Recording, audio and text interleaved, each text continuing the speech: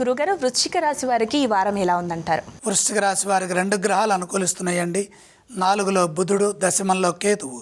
వ్యాపార లాభం విశేషంగా ఉన్నది. పలు మార్గాల్లో వ్యాపారపరమైన అభివృద్ధి గోచరిస్తోంది. ఆశించిన ఫలితాలు సిద్ధిస్తాయి. సమయానుకూలంగా నిర్ణయాలు తీసుకోవడం ద్వారా మేలు జరుగుతుంది. బుద్ధి బలంతో సృజనాత్మకంగా మంచి భవిష్యత్తుని నిర్ణయించండి. అనుభవం పనిచేస్తుంది. పెట్టుబడులు విజయాన్ని ఇస్తాయి.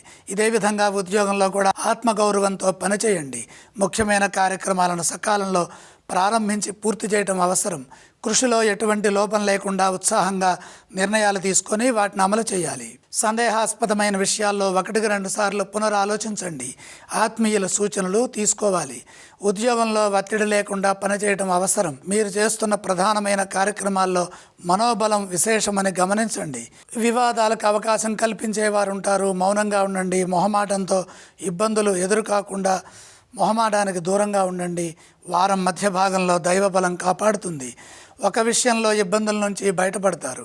సమిష్టి కృషితో మేలు జరుగుతుంది. వృశ్చిక రాశి వారు ఈ వారం ఏ స్తోత్రం పఠిస్తే బాగుంటుందంటారు? వృశ్చిక రాశి వారు నవగ్రహ శ్లోకాలు చదువుకోవడం మంచిది. ఈ రాశి వారు ఏ ఆలయాన్ని సందర్శించాలంటారు? నవగ్రహాలని దర్శించండి. అలాగే ఈ రాశి వారు ఏవేవి దానం చేస్తే బాగుంటుందంటారు? నవధాన్యం నవగ్రహాల దగ్గర నుంచి నవగ్రహాల చుట్టూ 3 ప్రదక్షిణలు చేసి నమస్కారం చేయండి.